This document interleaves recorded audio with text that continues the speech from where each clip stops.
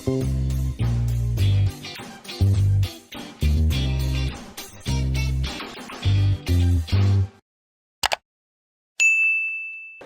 நான் தான் உங்கள் chef Deena. Welcome back to chef Deena's kitchen.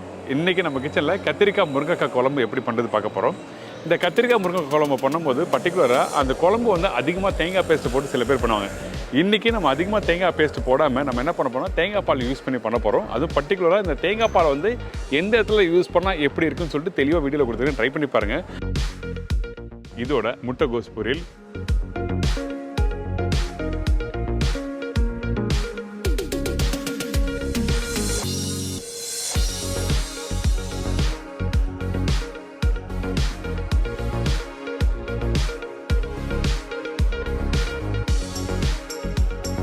So இப்போது இந்த கத்திரிக்காய் முருங்கைக்காய் குழம்புக்கு தேவையான பொருட்கள் என்னென்ன பார்த்தலாமா? கத்திரிக்காய் முருங்கைக்காய் குழம்புக்கு தேவையான பொருட்கள்: முருங்கைக்காய் 2 நம்பர், கத்திரிக்காய் 1/4 கிலோ, மீடியம் சைஸ் வெங்காயம் 1.5 நம்பர், மீடியம் சைஸ் தக்காளி 2 நம்பர், பூண்டு 20 பல்லு, புளி 1 நெல்லிக்காய் சைஸ், தேங்காய் 2 பத்தை, மஞ்சத்தூள் சிறிதளவு, குழம்புத்தூள் 1.25 டேபிள் ஸ்பூன், வெந்தயம் சிறிதளவு, கடுகு 1/4 டீஸ்பூன், கருவேப்பிலை தேவையான அளவு, கொத்தமல்லி தேவையான அளவு, உப்பு தேவையான அளவு, நல்லெண்ணெய் சமைக்கிறதுக்கு தேவையான அளவு. இதாங்க இந்த ரெசிபிக்கு தேவையான பொருட்கள். இந்த கத்திரிக்காய் முருங்கைக்காய் குழம்புக்கு முக்கியமாக பார்த்தீங்கன்னா நல்லெண்ணெய். இந்த நல்லெண்ணெய் தாளிப்புக்கு தேவையான அளவுக்கு ஊற்றிருக்கேன். இந்த நல்லெண்ணெய் சூடான பிறகு நம்ம என்ன பண்ணுறோம், கடுகு போட்டிருக்கோம். கடுகு பொரிஞ்சு வர டைமில் பூண்டு, இந்த பூண்டு போட்ட உடனே கொஞ்சம் வெந்தயம் போடுங்க.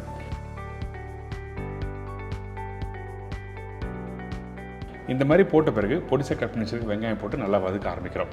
இதோட பச்சை கருவேப்பிலை போட்டிருக்கோம். இந்த இடத்துல வெங்காயத்தோட அளவு கொஞ்சம் கம்மியாக இருக்கணும், அதிகமாக இருக்கக்கூடாது. இதுக்கப்புறம் இந்த வெங்காயத்தை நல்லா வதக்க ஆரம்பிங்க. அதாவது அந்த பூண்டோட வதக்க ஆரம்பிக்கிறோம், சரிங்களா? சில பேர் என்ன பண்ணுவாங்க, தக்காளி அரைச்சி ஊற்றுவாங்க. நீங்கள் அப்படியும் பண்ணலாம். ஆனால் நான் சொல்கிற மெத்தடில் பண்ணிங்கன்னா உங்களுக்கு குழம்பு வந்து நல்லா தேவையான அளவுக்கு கிடைக்கும். இந்த வெங்காயம் வதங்குற பக்கம் என்ன கேட்டீங்கன்னா 40 to 50% அளவுக்கு வதக்கி முடிச்ச பிறகு தான் நம்ம என்ன பண்ணுறோம்னா இதில் காய்கறி சேர்க்க போகிறோம். அதுவும் பர்டிகுலராக பார்த்தீங்கன்னா முருங்கைக்காய் சேர்க்குறேன். ஏன் கிட்ட இந்த வெங்காயம் 50% அளவு வதங்கி முடிச்ச பிறகு தான் நம்ம முருங்கை போடணும். இந்த முருங்கைக்காய் நீங்கள் எடுத்த உடனே போட்டால் என்னன்னா அந்த முருங்கைக்காய் வேக வேக வேக என்னன்னா காய் உடைய ஆரம்பிச்சிடும். இந்த மாதிரி ப்ராப்ளம் வராமல் இருக்கிறது தான் கரெக்டாக வெங்காயத்தை இந்த மாதிரி வதக்கிட்டு அதுக்கப்புறம் முருங்கைக்காய் போட்டிருக்கேன். இந்த முருங்கைக்காவும் இந்த தாளிப்போடு போட்டு நல்லா மிக்ஸ் பண்ணுங்கள். இதுக்கு பிறகு கட் பண்ணி வச்சுருக்கேன் தக்காளி வந்து நீங்கள் அதிகமாக போடுறீங்க, எக்ஸ்ட்ரா ஒரு தக்காளி போட போகிறீங்கன்னா அப்போ புளியோட அளவு கம்மி பண்ணிடணும். புரியுதுங்களா? அதாவது 2 தக்காளிக்கு பதில் 3 தக்காளி போட்டால் புளியோட அளவு கம்மி பண்ணிடணும். இதான் விஷயம், வேறு எதுவுமே இல்லை. இதுக்கப்புறம் மஞ்சத்தூள் தேவையான அளவுக்கு உப்பு போட்டிருக்கோம். இதுக்கப்புறம் குழம்புத்தூள். இந்த குழம்புத்தூள் எப்படி பண்ணுறதுன்னு சொல்லி நம்ம சேனலில் கொடுத்துருக்கேன், எப்படி பண்ணுன்னு சொல்லிட்டு நீங்கள் கண்டிப்பாக ட்ரை பண்ணி பாருங்கள். நம்ம வீட்டில் இருக்க குழம்புத்தூள் வச்சு நீங்கள் பண்ணிங்கன்னா ரொம்ப நல்லாயிருக்கும். அதாவது ரெகுலராக யூஸ் பண்ணுற மிளகாய்த்தூள் தனியாத்தூளுக்கு பதில் இந்த மாதிரி குழம்புத்தூள் இந்த மாதிரி பர்டிகுலராக கத்திரிக்காய் முருங்கை குழம்புக்கு யூஸ் பண்ணுறது ரொம்ப நல்லாயிருக்கும். இப்போது இந்த மசாலா போட்ட பிறகு நம்ம என்ன பண்ணுறோம், வதக்க ஆரம்பிக்கிறோம். இந்த மாதிரி வதங்குற டைமில் நம்ம என்ன பண்ணுறோம், கொஞ்சோண்டு தண்ணி ஊற்றி அந்த மசாலா குக் பண்ண ஆரம்பிக்கிறோம். ஃபஸ்ட்டு எடுத்த உடனே தண்ணி ஊற்ற வேண்டாம், ஒரு 2 செகண்ட் நல்லா வதக்குங்க. அதுக்கு பிறகு தேவையான தண்ணி ஊற்றி இந்த காய்கறி எல்லாத்தையும் நல்லா கொதிக்க விடுறோம்.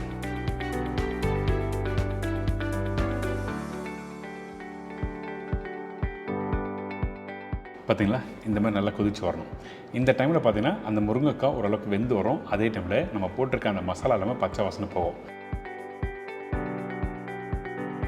அதுக்கு பிறகு நம்ம என்ன பண்ணுறோம், இந்த கத்திரிக்காவை சேர்க்க போகிறோம். இந்த கத்திரிக்காய் சேர்க்கறதுமே இந்த முருங்கைக்காய் குறைஞ்சபட்சம் ஒரு 60% வெந்திருக்கணும். எடுத்த உடனே கத்திரிக்காய் முருங்கைக்காய் ஒன்றா போட்டு வேக வச்சுன்னா இந்த ப்ரிப்பரேஷன் முடிச்ச பிறகு பார்த்தீங்கன்னா இந்த கத்திரிக்காய் நல்லா மசிஞ்சு வந்துடும். அதாவது முழுசாக தெரியாது. இது எல்லாருக்கும் தெரியும், பட் இருந்தாலும் இந்த இடத்துல நான் அட்ரஸ் பண்ணுறேன் உங்களுக்கு.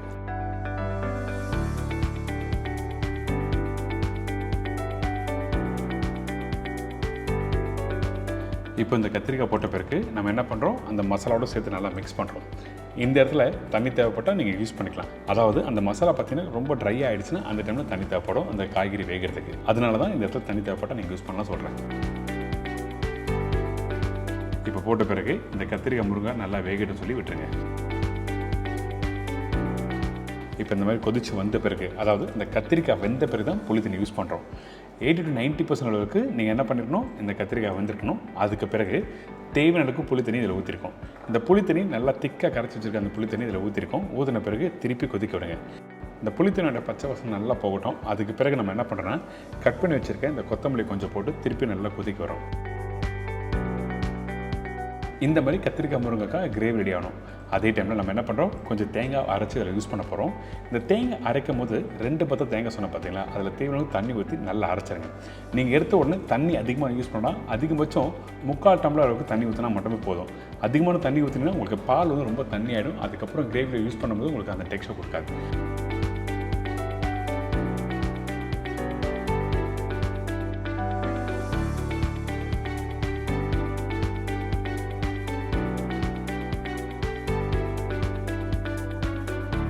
இப்போ ஃபைன் பேஸ்ட்டாக அரைச்சாச்சு. கையில் எடுத்து பார்த்தீங்கன்னா மலமலன்னு இருக்கும். ஸோ இந்த மாதிரி பக்குவத்தில் கரெக்டாக அரைச்சிக்கணும். அதுக்கு பிறகு வடிகட்ட ஆரம்பிச்சிருங்க. வடிகட்டினா உங்களுக்கு 1 கிளாஸ் அளவுக்கு தேங்காய் பால் வந்திருக்கும். அதாவது 3/4 கிளாஸ் அளவுக்கு நம்ம தண்ணி ஊற்றிருக்கோம். இந்த தேங்காயில் இருக்க பாலும் சேர்த்து 1 கிளாஸ் அளவுக்கு வந்திருக்கும்.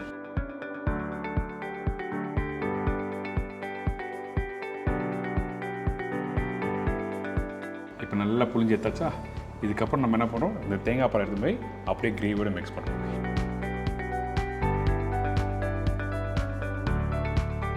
இந்த கிரேவி ஆல்மோஸ்ட் 95% அளவுக்கு ரெடி ஆயிடுச்சு. இந்த மாதிரி காய்கறியெல்லாம் நல்லா வெந்த பிறகு நம்ம என்ன பண்ணுறோன்னா தேங்காய் பால் இந்த இடத்துல ஊற்ற ஆரம்பிக்கிறோம்.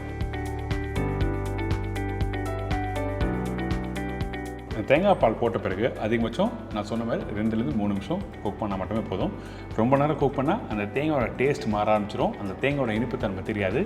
இந்த ரெசிபி பொறுத்த வரைக்கும் அந்த புளிப்பு, மைல்டான ஒரு காரம், அந்த மைல்டான தேங்காய் டேஸ்ட் தெரியணும். இதான் விஷயம், வேறு எதுவுமே இல்லை. ஒரு அருமையான ஸ்டைலில் கத்திரிக்காய் முருங்கைக்காய் குழம்பு எப்படி பண்ணணும்னு சொல்லி கொடுத்துருக்கேன்.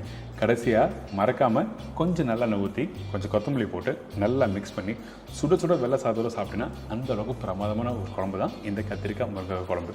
ட்ரை பண்ணி பாருங்கள், என்ஜாய் பண்ணுங்கள்.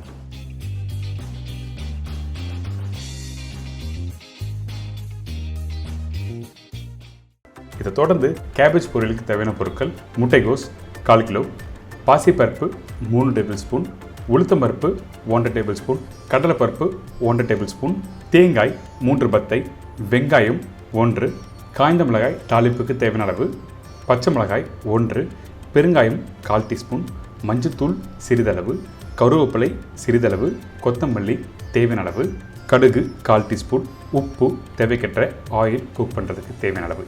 இதாங்க கேபேஜ் பொரியலுக்கு தேவையான பொருட்கள். இப்போ நம்ம பார்க்க போகிறது கேபேஜ் பொரியல். நார்மலாக வீட்டில் என்ன பண்ணுவீங்க, கேபேஜை நல்லா பொடிசாக கட் பண்ணிவிட்டு அதுக்கப்புறம் அப்படியே டேரெக்டாக வதக்குவீங்க. அந்த மாதிரி பண்ணும்போது கலர் போயிடும்ல. இப்போ நம்ம என்ன பண்ண போகிறோம் கேட்டிங்கன்னா, இந்த மாதிரி கொதிக்கிற தண்ணியில் கொஞ்சமாக உப்பு போட்டிருக்கேன். அதுக்கு பிறகு பொடிசாக கட் பண்ணி வச்சுருக்கேன் இந்த கேபேஜை போடுறோம். இந்த கோஸை நீங்கள் கட் பண்ணும்போது நல்லா ஈவனாக கட் பண்ணி போடுங்க. நம்ம ஃபுல்லாக வேக வைக்க போதில் பிளான்ச் பண்ணி எடுக்கிறோம். அதாவது கொதிக்கிற தண்ணியில் அப்படி போட்டு எடுத்துகிட்டு போகிறோம். இந்த மாதிரி பண்ணும்போது என்ன கேட்டிங்கன்னா கலர் நல்லா வரும். அதனால தான் இந்த கேபேஜை இந்த மாதிரி ஜஸ்ட்டு தண்ணியில் போட்டு உடனே எடுத்துருங்க. அதுக்கு பிறகு நம்ம என்ன பண்ணுறோம் கேட்டிங்கன்னா, இந்த கேபேஜில் நம்ம டேரெக்டாக பச்சை தண்ணி ஊற்ற போகிறோம். அது எப்படி பண்ணுறது பார்ப்போம். ஃபஸ்ட்டு இந்த மாதிரி ஸ்டைனில் ஏற்கனவே பிளான்ச் பண்ணி எடுத்துருக்க அந்த கேபேஜ் அதில் போட்டு கொஞ்சமாக தண்ணி ஊற்றுறோம். இந்த மாதிரி ஊற்றினா என்ன கேட்டிங்கன்னா அந்த கலர் அப்படியே இருக்கும். அதே டைமில் அந்த கேபேஜில் இருக்க அந்த சூடோட தன்மை கம்மியாகிடும். அந்த முட்டைகோஸில் இருக்க சூடோட தன்மை கம்மியாகிடும். அதனால தான் பச்சை தண்ணி ஊற்றி நல்லா மிக்ஸ் பண்ணி ஸ்டெயின் பண்ணுறோம். இப்போ பார்த்தீங்களா நல்லா கலர்ஃபுல்லாக இருக்குல்ல. இதுக்கு பிறகு நம்ம தாளிப்பு போட்டு ப்ரிப்பரேஷன் கம்ப்ளீட் பண்ண போகிறோம். இந்த மாதிரி பண்ணும்போது தாளிப்பு ரொம்ப இம்பார்ட்டன்ட். தாளிப்பு கரெக்டாக இருந்ததுன்னா நீங்கள் சாப்பிட்றதுக்கு ரொம்ப நல்லாயிருக்கும். அதுவும் பர்டிகுலராக இந்த மாதிரி கடலைப்பருப்பு, உளுத்தம்பருப்பு வதக்கி பண்ணுறதுல ரொம்ப சூப்பராக இருக்கும். இப்போ ஃபஸ்ட்டு நம்ம என்ன பண்ணுறோம், எண்ணெயில் கடுகு போட்டிருக்கேன்.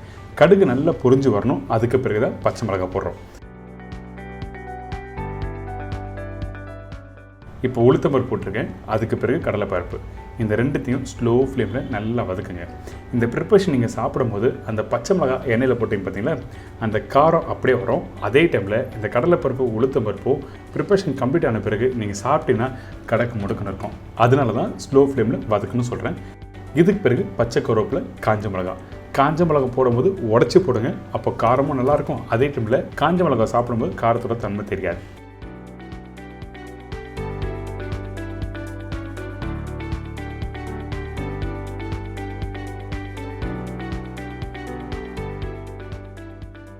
இப்போது கொஞ்சம் மஞ்சத்தூள் போட்டிருக்கேன். மஞ்சத்தூள் போட்ட பிறகு உடனே வெங்காயம் போட்டுருங்க. மஞ்சத்தூள் அதிகமான குவான்டிட்டி வேணால் கொஞ்சமாக போட்டால் போதும். இதுக்கு பிறகு வெங்காயத்தை ஒரு 2 நிமிஷம் வதக்குங்க. வதக்கி முடித்த பிறகு கொஞ்சம் பெருங்காயம் போடுறோம்.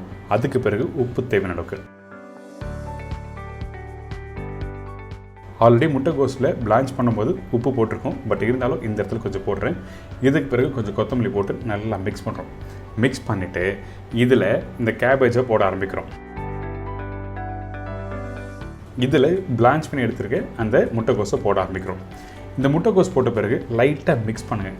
மிக்ஸ் பண்ணிவிட்டு ரொம்ப நேரம் வதக்கக்கூடாது. ரொம்ப நேரம் வதக்கினா எண்ணெய் வர ஆரம்பிச்சிடும். அதனால் லைட்டாக வதக்கிட்டு அதுக்கப்புறம் வேக வச்ச பாசிப்பருப்பு 3 டேபிள் ஸ்பூன் சொல்லியிருக்கேன். இந்த பாசிப்பருப்பை கொதிக்கிற தண்ணியில் போட்டு பிளான்ச் பண்ணி எடுத்தினா இந்த மாதிரி வெந்திருக்கும். அதாவது நீங்கள் எடுத்தீங்கன்னா மேஷாக இருக்காது, கையில் பூ மாதிரி சாஃப்டாக இருக்கும். அந்த பாசிப்பருப்பை இதில் போட்டு நல்லா மிக்ஸ் பண்ண ஆரம்பிக்கிறோம். அதே டைமில் கொஞ்சம் தேங்காய் நல்லா பொடிசாக திருவின தேங்காவை போடுங்க. இதெல்லாம் போட்ட பிறகு நல்லா மிக்ஸ் பண்ணிவிட்டு கொஞ்சம் கொத்தமல்லியும் போட்டு சாப்பிட்டு பாருங்களேன். அந்தளவுக்கு ஃபென்டாஸ்டிக்காக இருக்கும். நீங்கள் வீட்டில் பண்ணுற கேபேஜ் மெத்தட் இல்லை, நீங்கள் டிப்பிக்கலாக ஒரு மேரேஜ் ஃபங்க்ஷன் போனால் அங்கே எப்படி பண்ணுவாங்க அந்த ஸ்டைலில் தான் இன்றைக்கி நான் சொல்லி கொடுத்துருக்கேன். எல்லாருக்கும் பிடிக்கும்.